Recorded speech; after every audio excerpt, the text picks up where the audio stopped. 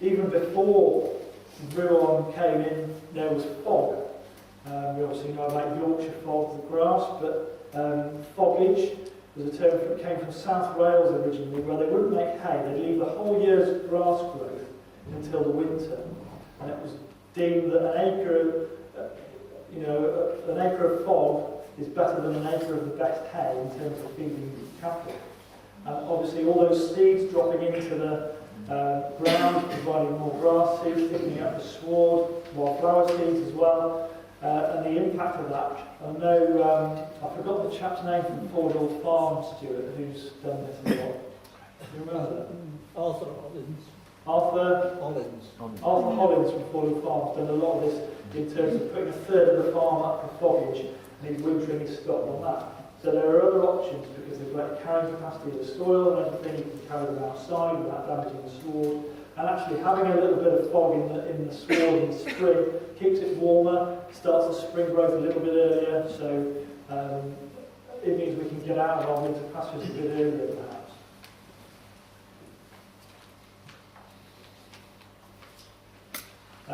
This is something that Wilmot put me on to do, which was a really interesting study up on the island of Hoy, specifically looking at grazing and the impacts on trying to keep it diet by the sward. And one of the main conclusions to come out of that was that once you've had your seed setting, your flowering seed setting period, you needed that heavy livestock grazing pressure. It doesn't talk about rest, but you needed that pressure to take off the year through the winter. And because it was being left to seed throughout the summer, they needed a good level of stocking rate. So if we have a look, I'm going to move the time mark. So as we have a look at how we might look at a site in terms of planning our grazing. So you need to have a look at the features that you have, and obviously the most important are going to be things like your water availability, your fencing infrastructure. But in a way, if you've got bad fencing infrastructure, even if you've only got a perimeter fence, one of the beauties of this system is that you can use electric fences to mob grazing, to target your grazing where you want. You might have a site up here, there's a conservation programme up there, so you need to avoid that site at certain times, so you plan that into your grazing. So you might just have a strip across here, and you keep grazing a day's, moving the water as you go, to reduce the compaction in those water points, and as you move along you can avoid places at certain times where you've got certain plants. You can make sure you arrive at places where you've got a weed issue. You can plan for where you want to be near the buildings at calving time. So you plan all of that into what you're doing. You should be also talking to the grazier about their business needs, about the impact of changing objectives for the site in year on what their planned expenditure and cash flow is, because that can have a big impact on the business. I think this is on Tim May's farm. This was, I was on a advanced holistic grazing management course in the autumn, that Stuart was also on. And he's put these mobile waterers made out of his old tractor tyres across the site, running the pipe across the ground and moving it with the livestock. In terms of the holistic management side of things, I definitely recommend the Alan Savory book on that.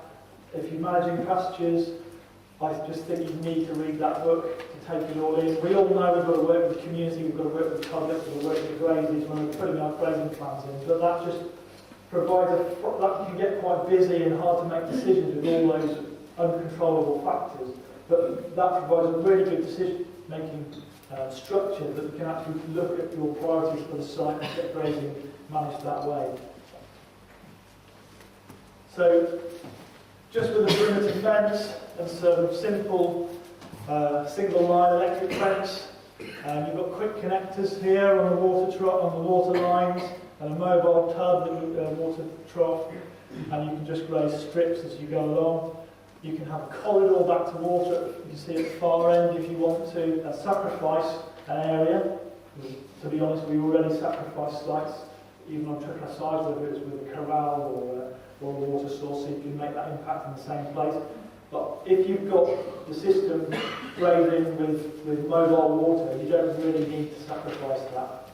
And if you've got a lot of cattle, I think we might be doing a move, a mob grazing move with Stuart tomorrow. But you see, to feed cattle just by moving, taking 5 minutes, 10 minutes to move an electric fence. If you have to go and start your tractor and you've got the cattle in the barn, you've got to go and put a bale, you've got to bed them down. So in terms of the labour requirements here for wintering cattle, although you've got to move them every day, it's comparable or probably a bit easier. I always like feeding livestock because you get a nice warm feeling inside when you give them their bit of grub and they're happy and they sit down and they're chewing their cud and they're full. But actually it's interesting, you go and do this and you move the electric fence and they go and graze their next bit of grass. It's the same, you get the same feeling and the satisfaction of having a happy stock with a full stomach lying down and chewing the cud. This is just a bit of a taster for tomorrow. Don't know if you can see, this is very recently grazed sites, strips on Stuart's farm, at Hay Farm in Ribsford. And you can just see the different strips where it's been. And possibly, I think it's travelling this way. Is that right, Stuart? You can probably see where you might have had a wetter time on one section than another, and the impact there. But you can see the electric fence infrastructure is actually quite minimal. You can see the cattle have just had a daily bite given them, and they've 90% of the stock. I think there was a cow trying to chase a sheepdog over there, and that's why it went away from the herd. But they'd all come onto that area, and what Stuart was doing was moving the forward fence forward every day, and then moving the back fence and water trough on the 4th day up to meet onto the next stage, and then moving it forward, just to eliminate the amount of work required in moving the water trough. And because of the ground he has, he doesn't have to worry too much about poaching. You can see the ground he's been on, that's from a distance. And this is a field that was mob grazed previously, and you can't see the strips anymore. And it's all sort of come back into itself. This is down in Hampshire on Tim May's farm. And I hesitated before putting this one into the presentation, but you can see the impact here. There's a lot of sort of squelchy mud. The importance of showing this really is to show this was in ridiculously wet weather. It had been wet for a long time. This was down on the course, and looking at what he was doing. There's 300 cattle in one mob, and you can just see that sort of sheet. But actually, that's all on the surface. It's not actually poaching, and you can see where they moved into the length of grass they're grazing in late November. And then that's after 1 day's rest. So that's where they've come from, but that's the day before, that's after 1 day's rest. And unfortunately it was foggy, so I couldn't actually see where the one with 2 days rest was. But just a little bit of rain, and already that's coming back in the worst possible conditions. Other options you've got in those situations are, in North America, they'll move the cattle on these strips 7 or 8 times a day. They actually have electric wire lifters on timers that they will just lift them up in sequence throughout the day, and they'll just go out at night and morning to check those. But in a wet time, to be honest, I think moving them twice a day at most, if you have to, if it's really wet, if you were confining them to a small space, is okay. So holistic management is about dividing the whole in the management of the site. It's not just the ecology and the environmental factors that we need to consider. It's what we all do as site managers is, who are the stakeholders, who do we need to consider, what does everyone want, and come involved in the planning process and explain why the stock are where they are when, or are we actually really looking at why are the stock in this field at this particular time, or is it just because we need to weed the grass and we haven't actually considered that? Do you involve the grazier in the decision making of how a site's going to be grazed, or do you set up the stewardship agreement, put the prescriptions in, say no, the standard prescription of no winter grazing, and then say here's a site we need to get grazed? I think we need to work with the graziers in our area, the local farmers, to say, these are our end objectives, how can we get there, and then design systems around that. So the environmental advantages of holistic grazing, Extended winter grazing is better nutrition. How much condition loss can we really justify if we know there's another system alternative that allows us to not put them in nutritional deficit? Easier stock checking. If you've got cattle on multiple sites, you can group them into fewer groups. You can move them. If you're moving, so when you're checking your stock daily, you can move them as you can do them on a 4-day move if you wanted to. If you didn't think you needed to check them as often.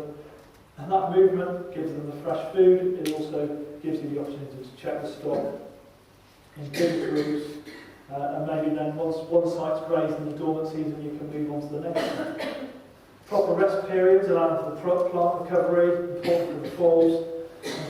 Forage isn't removed across large areas in one day. So that's in comparison, say, to a hay cut, where in terms of invertebrate interest, it's all gone as soon as you've made your hay. Whereas if you start a mob system grazing effectively a hay crop, you might take you 35, 40 days to get around that pasture.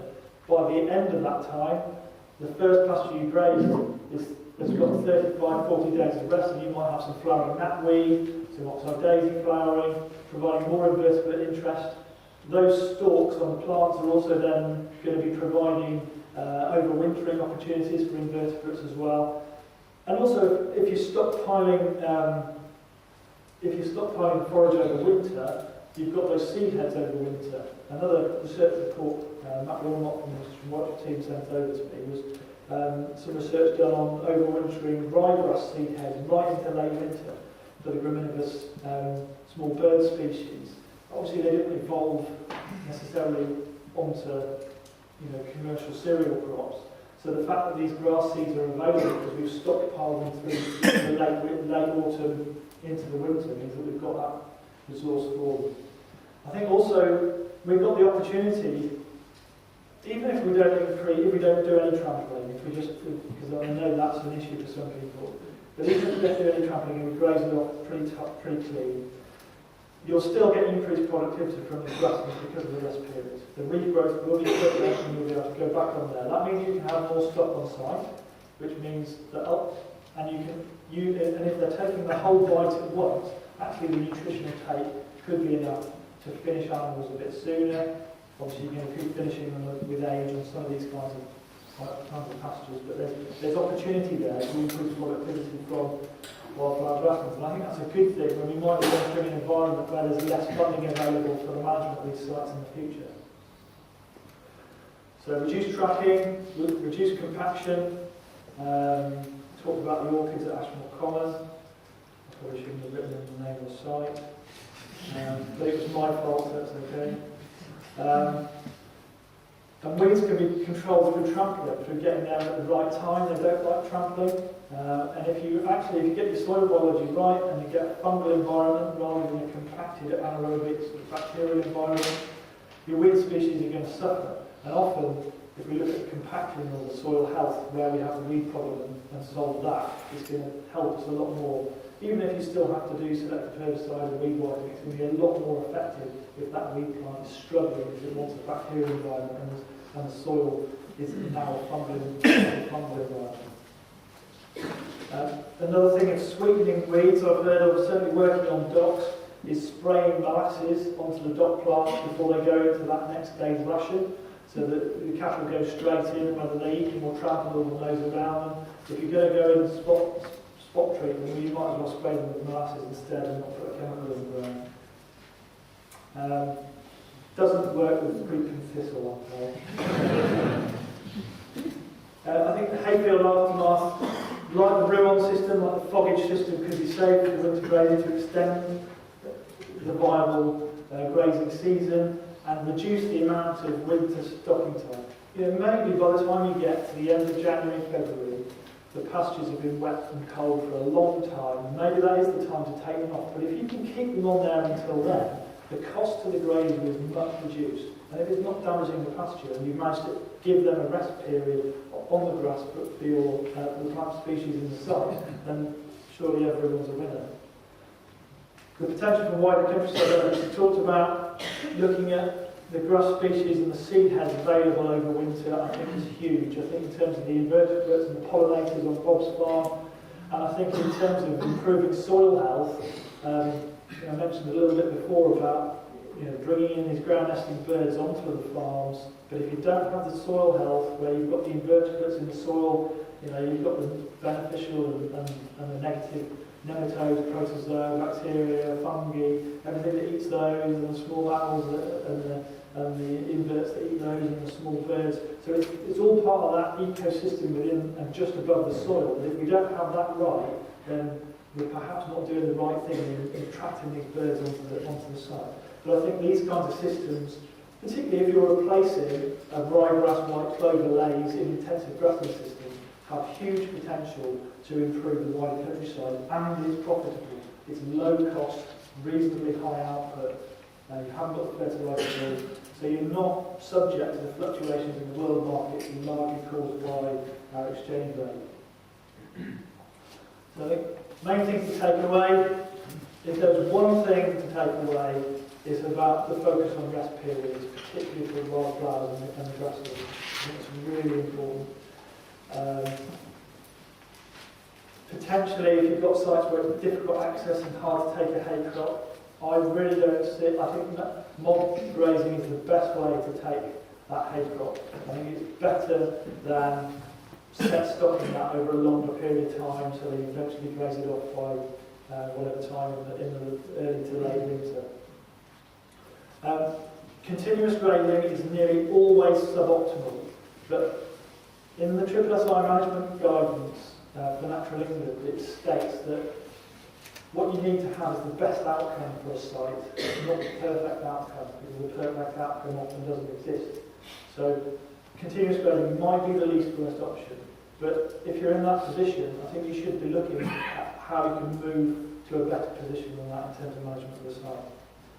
And finally, that we need to plan our grazing holistically to take into account the human aspects, the economic aspects, and the differing needs within one site as well, in terms of the distribution of different plants and the wet areas and all those kinds of things.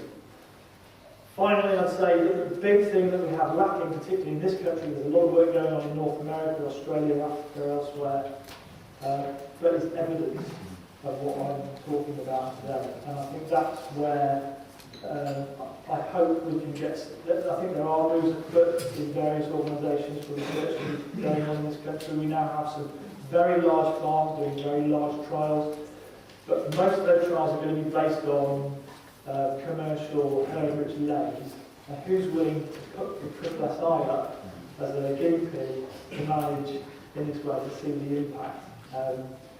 Another one of the sites that Adrian has done the green hay collection on, I've arranged to have some of that put on one of my 10-acre fields and another 6-acre fields, so that we can increase the diversity there. And at least on a small scale, we can look at managing that as a mob grazing system potentially, and just monitor over time how that community changes and what the diversity situation is, what are the positives and the negatives. But we absolutely need that evidence before we can do this on protected sites. I think that's about it.